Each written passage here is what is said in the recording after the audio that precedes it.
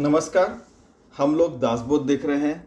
आज दशक 8वां, समास 6वां यानी 6वां। दुश्चित निरूपण।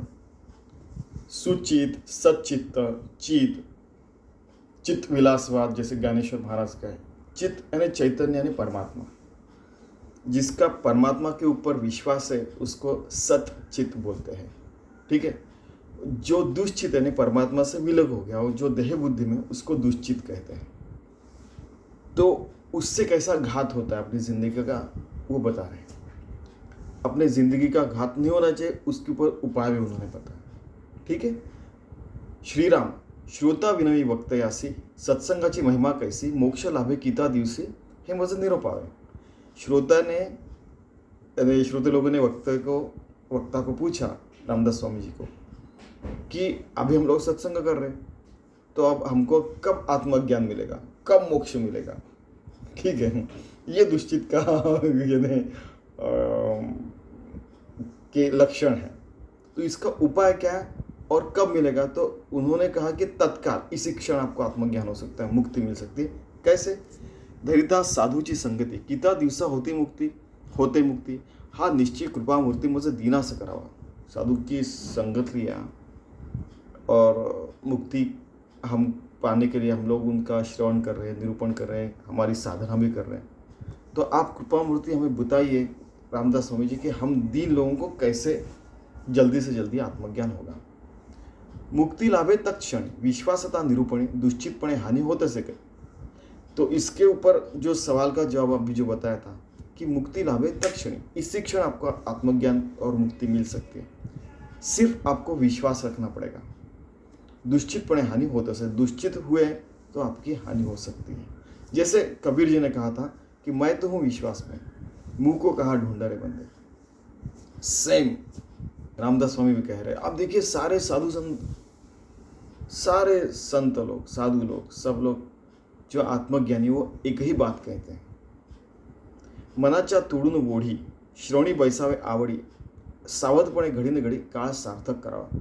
जो हम लोग कहते हैं कि हर क्षण, हर घड़ी, 24 अपने दिन के घंटे पूरे और 7 ही दिन और पूरी जिंदगी भर मन में जो भी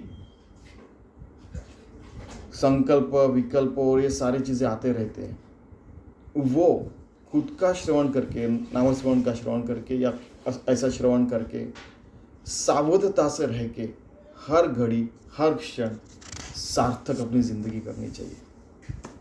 ज्ञानेश्वर महाराज और श्री कृष्ण जी ने भी यही कहा गीता में और ज्ञानेश्वरी में। अर्थ प्रमेय ग्रंथांतरी, शोधून घ्या अभ्यांतरी, दुश्चितपणे आले तरी पुन्हा श्रवण करावे। कि अगर हम लोग ग्रंथ पढ़ रहे हैं, जैसे अभी दासबोध पढ़ रहे हैं, उसमें समझ में नहीं आ रहा है तो फिर से पढ़ने का, और जब तक हमें उसका पूरा अर्थ न समझे आगे नहीं बढ़ने का। ठीक है। आखिर में क्या दिया, हर जैसे हमने देखा कि हर शब्द का अर्थ आखिर परमात्मा ही होता है। अभ्यंतर अंतर्मन।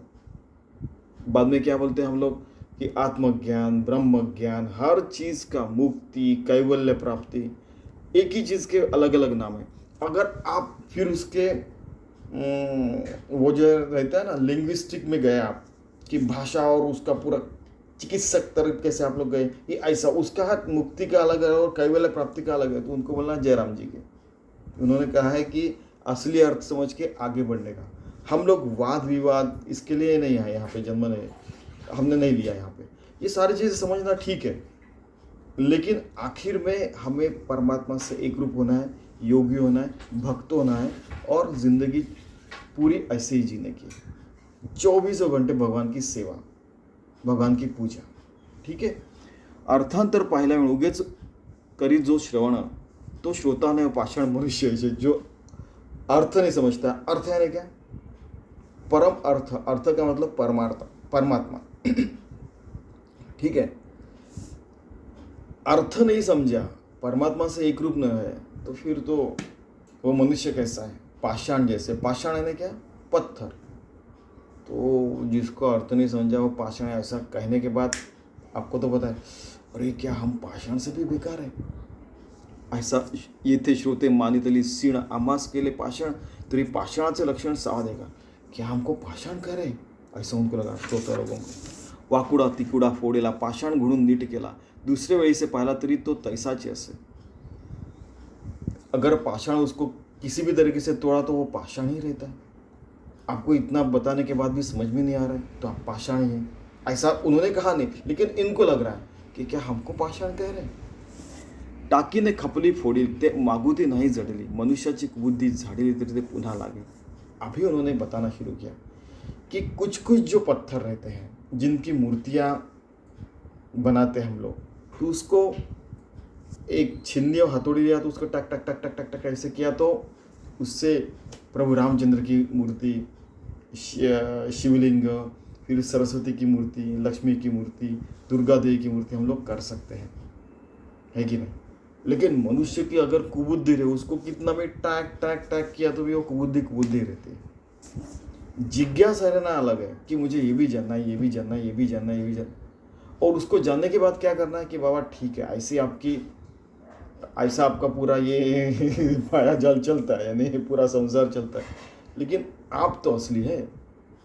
बाकी सब मिथ्या है, लेकिन आप तो असली है. बस मुझे आपसे एक रूप रहना है, योगी होना है, भक्त होना है और पूरी जिंदगी आपके लिए समर्पित करना है. ये होगी सुबुद्धि. लेकिन कुबुद्धि है, हट ये कुछ भी बोलता है, हट इसमें कुछ अर्थ नहीं है, पूरा समय बर्बाद है, ये पूरा, उसको कुबुद्धि कहते हैं. यानी अभी कुबुद्धि के ऊपर और कुछ चीज़ें अगर ऐड हो गई, जैसे आलस ऐड हो गया और उसके ऊपर फिर निद्रा भी ऐड होगी, तो इसको तो ये त्रयी को ये बोलते हैं कि ये 3 चीज़ें आगे तो आपका पूरी ज़िंदगी नष्ट होगी. अभी आगे आने वाला है. सांगता अवगुण गेला पुन्हा मागुता जळला, या कारणे महाभला पाषाण गोटा. आपको बताया कि ये ऐसा मत करो, फिर भी आप कर रहे, तो फिर आपसे भले तो पत्थर है. ज्याचा अवगुण झडेना तो पाषाण गुणा, पाषाण आगळा जाना कोटि गुणे. कि पाषाण को हमने मूर्ति बनाया तो मूर्ति वैसे की वैसे रहती है और भगवान की तरह पूजी जाती है. लेकिन आपको कितने बार, कोटि बार भी बताया, फिर भी आप ये परमार्थ मार्ग पे नहीं आ रहे, तो आपसे कोटि गुणा अच्छा हो पाषाण. तो कोटि गुणे कैसा पाषाण, त्याचेही ऐका लक्षण, श्रुति करा श्रवण सावध होने. वो कोटि गुण अच्छा किए उसका भी आप श्रवण कीजिए. आप देखिए अभी जो रत्न रहते हैं वो भी पत्थर ही रहते हैं. वो अपने से अच्छे क्यों हैं? वो हजारों साल तक रहेंगे, हम तो 100 साल में जयराम जी की कह के जाएंगे. तो वो भी बता रहे हैं, नहीं जानबूझकर बता रहे कि वो हमसे ज़्यादा मूल्यवान है. तो हमको वैसे तो हमारी ज़िंदगी अमूल्य है, लेकिन कब अमूल्य है? जब परमात्मा से हम एक रूप होंगे, भक्त और योगी होंगे तब. नहीं तो हमसे माणिक मोती प्रवाळ, पाची वैडूर्य वज्रनीळ, गोमेदमणि परिस केवळ पाषाण बोली. माणिक मोती जो है, गोमेदमणि है, परिस है, परिस का स्पर्श होने के बाद सोना हो जाता है, ऐसे वो भी पाषाण है. ठीक है. याही वेगळे भूत सूर्यकांत सोमकांत नाना मोहरे सपरिचित औषधा कारण. सूर्यकांत मणि रहता है, सोमकांत रहता है. सोम यानी चंद्र, सूर्यकांत ने सूरज के इसमें चमकने लगता है, और सोमकांत ने चंद्र के जो प्रकाश रहता है, सूर्य के प्रकाश में सूर्यकांत चमकता है, चंद्र के प्रकाश में चंद्रकांत चमकता है. और कुछ नाना मोहरे, ऐसे बहुत सारे मोहरा हैं जो औषध के लिए उपयोग उनका किया जाता है, जो केमिकल्स है उसमें, कि वो लेने के बाद हमारी तबीयत ठीक हो सकती है, जो भी यानी कुछ उनको रोग हुआ है. तो याही वेगळे पाषाण मध्ये नाना तीर्थी जे लागले, वापी कूप सेके जाले हरिहर मूर्ति. इससे भी अच्छे और पाषाण है जिन पत्थरों से गंगा नदी के किनारे उनकी स्टेप्स बनाई है. बाद में वापी और कूप यानी कुएं और तालाबों में भी ऐसे उनके उसमें जो स्टेप्स बनाए वो सारी की सारी पत्थरों से बनी रहती है. और हरिहर की मूर्ति भी बनती है, हरि और हर उसके उस पाषाण से. वो तो और भी भले हैं, क्योंकि वो मूर्ति हजारों साल तक रहेंगी, लेकिन हम है और चले गए, कुछ भी नहीं किया तो हमारी तो मिट्टी बन जाएंगे, है कि.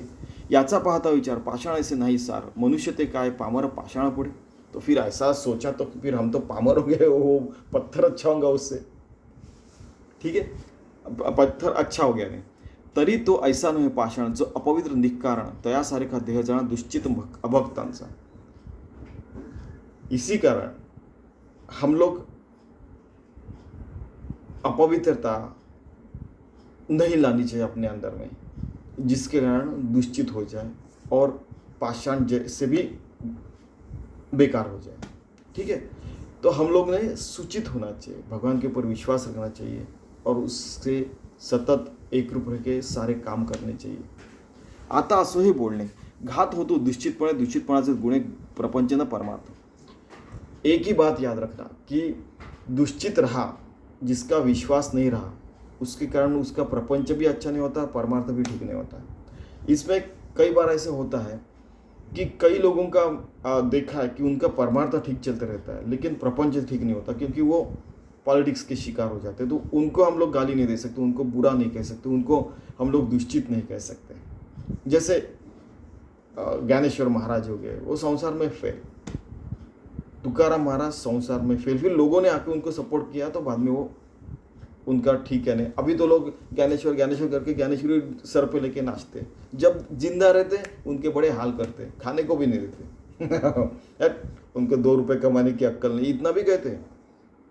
तुकाराम महाराज ने ये सारा सहा है, ज्ञानेश्वर महाराज ने सहा है, संत कबीर से लेके कई शादी, अरे पूरी दुनिया में हर देश में, हर प्रदेश में, हर जाति में, हर संप्रदाय में, हर धर्म में ये सारे प्रकार के उदाहरण हैं।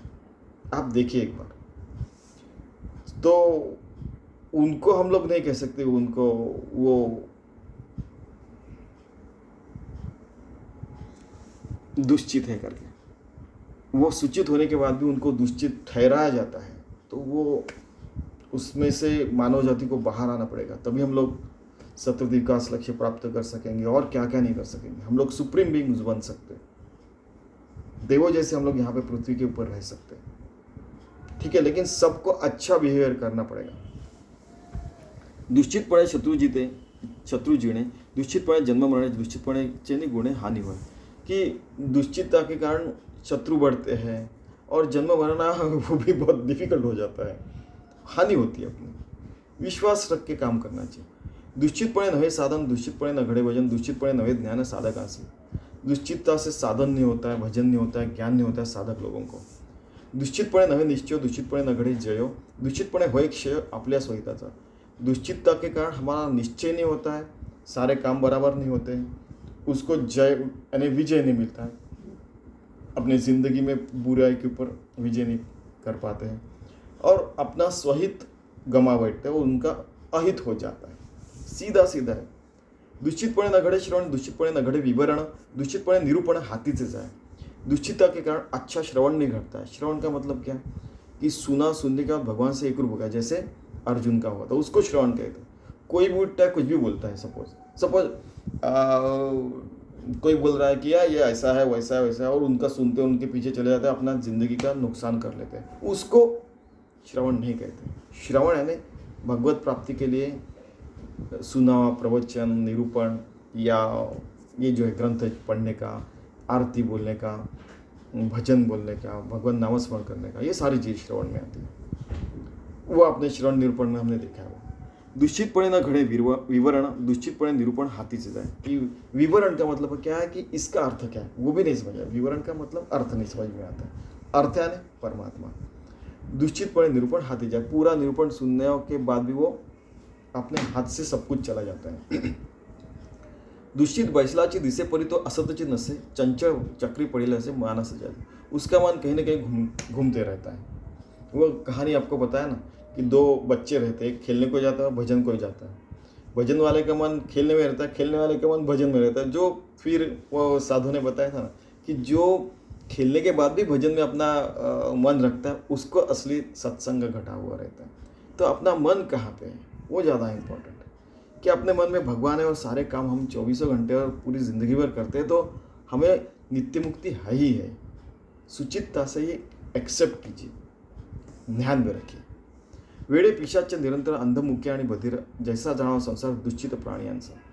कि ऐसे उनको भगवान को देखने के लिए दृष्टि नहीं है, भगवान की बातें सुनने के लिए कान नहीं है, और भगवान की बातें बोलने के लिए जीवा नहीं है, तो उनकी ज़िंदगी यानी वेस्ट हो गया, ऐसा कह रहे हैं। सावध असून उमजेना, श्रवण असून ऐकेना, ध्यान असून कळेना, सारा सारा विचार। सावध रहा और फिर भी उनको समझ में नहीं आ रहा है। सुन रहा है लेकिन समझ में नहीं आ रहा है। ज्ञान है कि यह परमात्मा है लेकिन फिर भी अच्छा बर्ताव नहीं कर रहा है। तो ऐसा सारा सार विचार करने के बाद भी तो वो आदमी को दुश्चित कहते हैं और उसका नुकसान होता है जिंदगी में। ऐसा जो दुश्चित आसी परलोक कैसा त्यासी, ज्याचे जीवी हरनिशी आस होसे। दुश्चितता में आलस भी हो गया। आलस यानी क्या कि बस खाने का सोने का खत। दुश्चितपणापासून सुटला तरी तो सवयीचा आळस आला। आळसा हाती पाण्याचा उसंतची नाही की दुश्चितता और आळस तो हाथ में कुछ भी नहीं लगेगा। आळसे राहायला विचार, आळसे बुडाला आचार, आळसे नव्हे पाठांतर काय केला। आलस के कारण हमें कुछ बहुत सारी चीज़ें याद नहीं रहती। ऐसा कह रहे बार बार हम लोग रिवीजन करते हैं, डिस्कशन करते हैं, डिबेट कर रहे हैं। यानी डिबेट यानी मारामारी नहीं, डिबेट यानी कि संवाद रहता है एक डिबेट प्रकार कि कोई अलग साइड लेता है, मैं अलग साइड लेता हूँ। अच्छा ऐसा है क्या, ठीक है। कोई कहता है कि भारत अच्छा है, मैं बोलता हाँ भारत अच्छा है।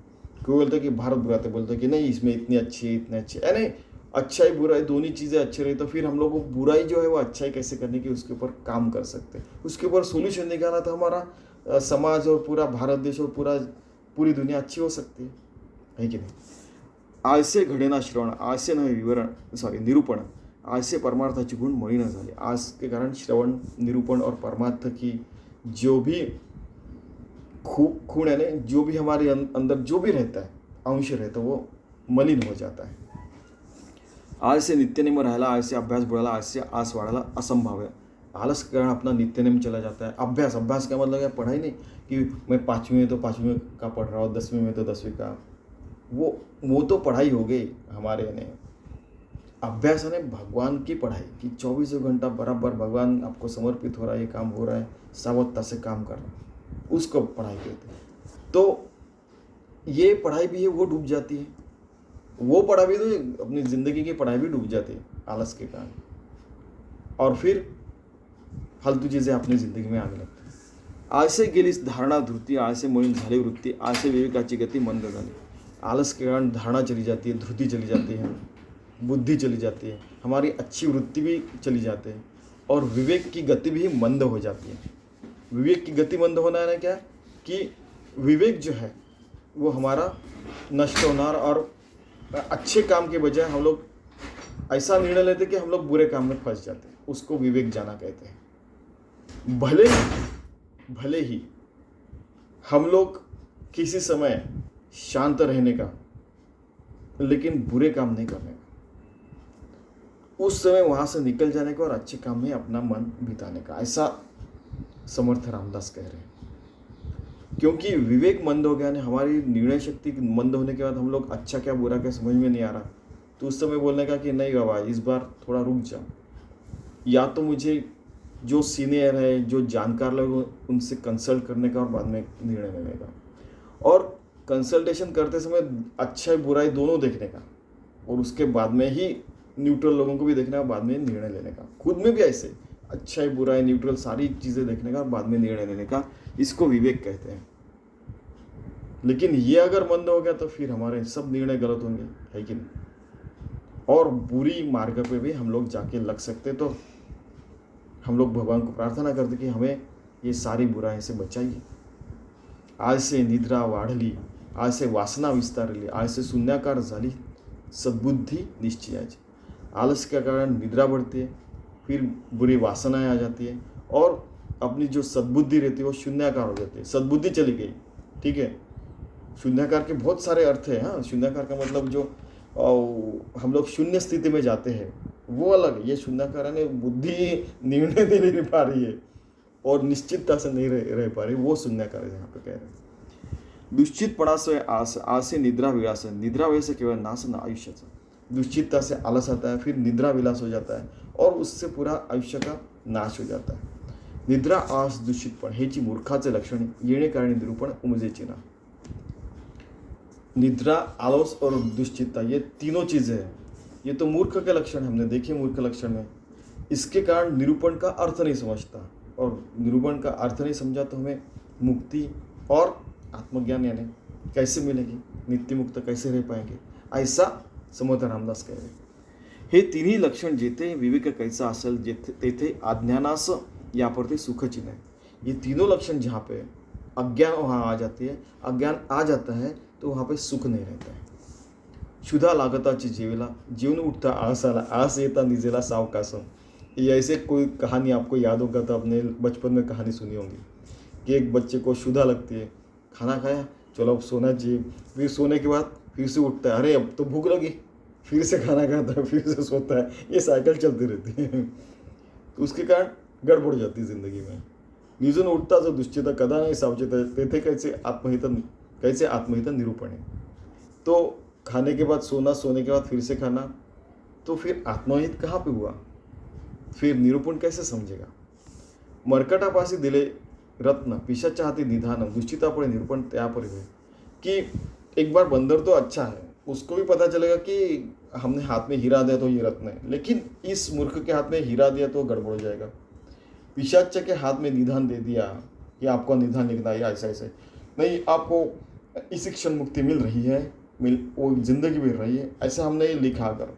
ठीक है, सदगुरु ऐसे लिखते हैं. लेकिन पिशाच के हाथ में तो इसको राक्षस बना दो, इसको ये बना दो, ऐसे वो लिख देगा अपना. ठीक है, निदान का मतलब कि आपका भविष्य हाथ लिखने को दिया तो. ठीक है,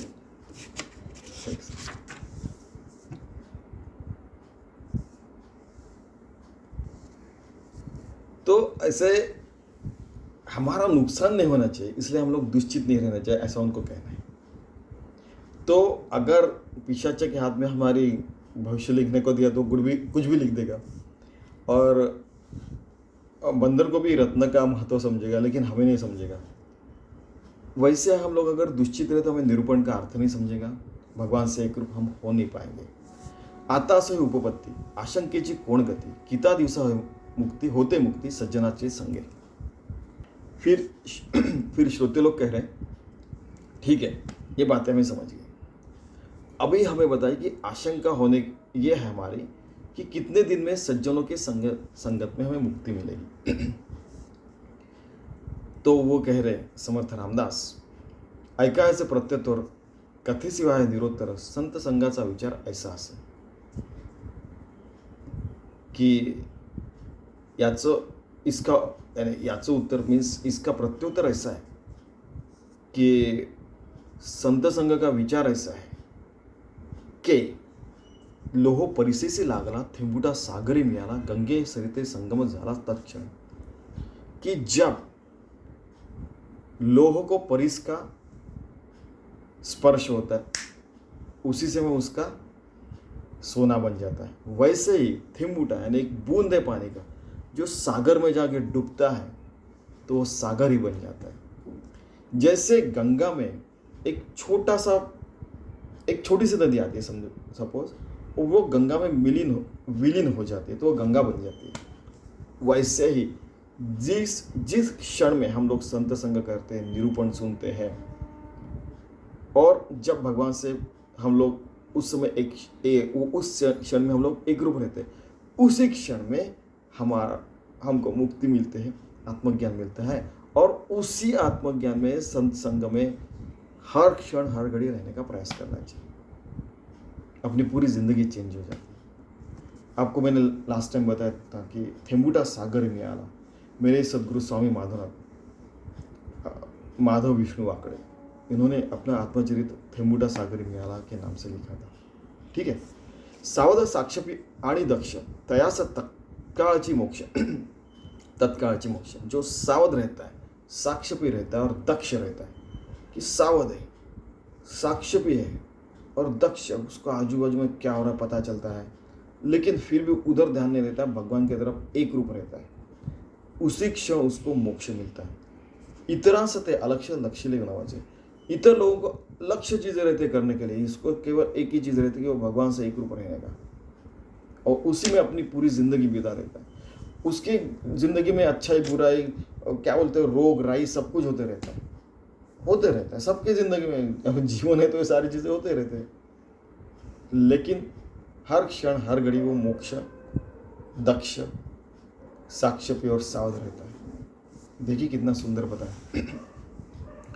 येथे शिष्य प्रज्ञाचं केवळ प्रज्ञावंता न लगे वेळ अनन्या से तत्काल मोक्ष लाभ। यहाँ पे शिष्य की प्रज्ञा, आत्मप्रज्ञा बहुत इम्पॉर्टेंट है। प्रज्ञावंत जो रहता है वो अनन्य रहा तो उसको उसी क्षण में मोक्ष मिल जाता है। पूरा सारा सब कुछ समझने के बाद भगवान से एक रूप हो गए। जैसे अर्जुन ने क्या पूरा समझ लिया, उसके पहले भी एक रूप था, पूरा समझने के बाद तो और ज़्यादा एक रूप हो गया। आपको पता है, मैं सारे प्रोफेशन का बताता हूँ कि जैसे कोई कुआं बांधता है, आखिर की ईंट रखता है और सब कुछ होने के बाद वाह बहुत बढ़िया बन गया, कितने दिन तक रहेगा? तो बोलता है कि वो भगवान के हाथ में। ऑपरेशन होने के बाद डॉक्टर को पूछते कि कैसे रहा, हमने हमारा पूरा प्रयास करा, बस वो भगवान के हाथ में। इंजीनियर डैम्स बनाते हैं तो वो बोलते कि सब कुछ अच्छा हो गया, सब कुछ परफेक्ट है, बस अभी उस भगवान के हाथ में। पता है, यानी अपनी माता जी घर में खाना पकाती है, जो भी है, बीवी, बच्चे, मौसी, दादी, काकी, चाची, जो भी है खाना पकाते हैं, और मैंने सब प्रयास कर लिया। अभी आप एक बार भगवान को प्रसाद चढ़ा के आप टेस्ट कर लीजिए, देखो तब तक वो रुकती है, जो भी है, दादी, मामी, बीवी, बच्चे, जो भी है, और फिर टेस्ट करते हैं, हाँ बहुत अच्छा बना है, ठीक है। तो जो सावध, साक्षपी और दक्ष रहते हैं उनको निश्चित हर क्षण हर घड़ी, जो प्रज्ञावंत शिष्य रहते हैं उनको उसी क्षण मोक्ष मिलता है, और हर क्षण हर घड़ी मोक्ष में वो रह सकते हैं। लेकिन आपको हरदम अच्छे मार्ग पे ही रहना चाहिए, बुरे काम किए तो फंस गया वहाँ पे फिर, ठीक है। प्रज्ञावंत आणि अनन्य त्यास न लगे एक क्षण अनन्य भावार्थ विण प्रज्ञा खोटी, कि अनन्य भाव से हम प्रज्ञावंत भी है, अनन्य भाव से भी है, और निरूपण समझ में आ रहा है, और सारी अच्छी साधना हम लोग भी कर रहे हैं भगवान की तरफ, यानी पूरी जैसे बताया वैसे, तो हमें मुक्ति है ही। लेकिन हम उसके विरुद्ध हमारी प्रज्ञा, हमारी बुद्धि अगर हम यूज़ करते तो वो अच्छा नहीं है, ऐसा वो सावध कर रहे हैं।